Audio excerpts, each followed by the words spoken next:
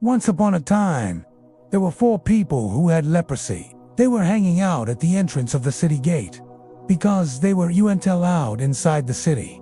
They were out and they were discussing their options. "Hey guys," one of them said, "why are we stuck here?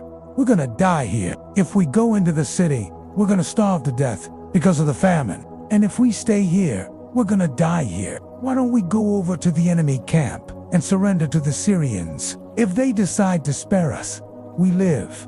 If not, we die. Either way, it's a win-win situation for us. Let's do it now." So they got up and went to the Syrian camp. But when they got to the edge of the camp at dusk, they didn't see anybody. The reason was that God had made the Syrians hear the sound of chariots and horses and a huge army. So they thought, the Israelites have hired the Hittites and Egyptians to attack us. Quick, let's get out of here. So they fled in the evening twilight and left their tents, horses and donkeys behind. Now, the 4 lepers looked around and said, "Hey guys, it's every man for himself. Let's grab as much booty as we can and run." So they went into the tents and ate and drank to their heart's content. Then they took silver, gold, and clothes and hid them. They went into another tent and took some more stuff and hid it. Then one of them said, "Hey guys, what we're doing isn't right. Today is a great day.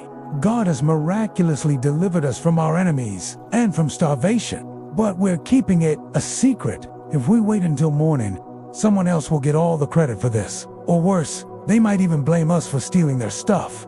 Come on, let's go to the palace and tell the king what has happened." So they went and called out to the gatekeepers, "Hey, last night the Syrians set up camp here, but tonight they're gone. There's nobody here." We went in and saw that the horses and donkeys were just roaming around freely, and the tents were intact. No one was in them. The gatekeepers shouted the news, and word reached the king. So the king got up in the middle of the night and called his officers and told them what the lepers had said. "I think they're just trying to trick us. I believe they have set a trap for us. They've probably left the camp to spy on us. They want to see if we come out and chase them. That's how they're going to capture the city." Then one of his officers said, "My lord, let some men be sent to check it out. 5 of the horses that are still in the city, let them be taken.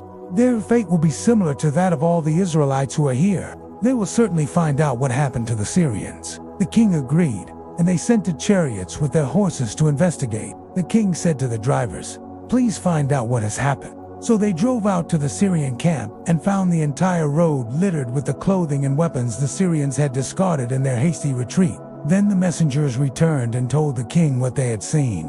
And the people went out and looted the Syrian camp. It was exactly as the man of God had predicted. A seah of the finest flour was selling for a shekel, and 2 seahs of barley was selling for a shekel. And the king remembered that the officer who had been in charge of the gate was there. He had placed him in charge of the gate, and the people had trampled him in the gateway, and he had died just as the man of God had foretold. It had happened just as the man of God had told the king the previous night. In private, the officer had scoffed and said, "Even if the Lord opens the floodgates of heaven, as this man predicts, what good will it do? It won't make a bit of difference for me. I'm too poor to benefit from it." The man of God had replied, "Then you will surely die. You will never see it with your own eyes." And that is exactly what happened. The officer was killed when the people stormed the gate. This is the host with the most, and I'm glad you joined me today for this episode. Please remember to subscribe if you haven't already. And until next time, remember, God loves you.